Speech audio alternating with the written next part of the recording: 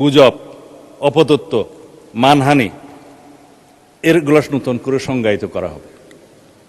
এছাড়া সাইবার স্পেসে এরূপ কন্টেন্টের প্রকাশ, প্রচার প্রতিরোধের জন্য একটা নতুন ধারার শাস্তির বিধান এখানে আনা হবে।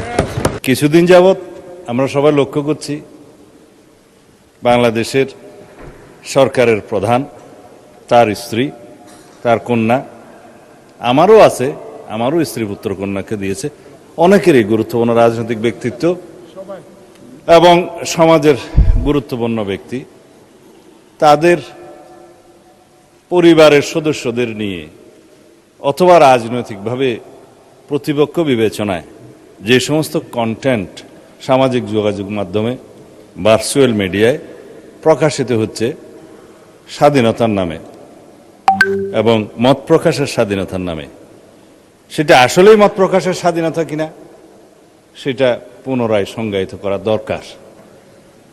আমরা সেজন্য এই সামাজিক যোগাযোগ মাধ্যম বা যেটাতে আইনি ভাষায় আমরা বলছি cyber space, which includes everything, এর কতিপয় বিধান সংশোধন আমরা করব। তার মধ্যে এই যে গুজব, অপতথ্য, মানহানি এরগুলো নতুন করে সংজ্ঞায়িত করা হবে। এছাড়া সাইবার স্পেসে এরূপ কন্টেন্টের প্রকাশ, প্রচার প্রতিরোধের জন্য একটা নতুন ধারার শাস্তির বিধান এখানে আনা হবে। আবার আন্তর্জাতিক প্ল্যাটফর্ম, প্রযুক্তি প্ল্যাটফর্ম সমূহের সাথে কার্যকর সমন্বয় এবং সময় সীমাভিত্তিক কন্টেন্ট অপসারণ ব্যবস্থা নিশ্চিত করার জন্য আর একটা নতুন বিধি সংযোজন করা হবে।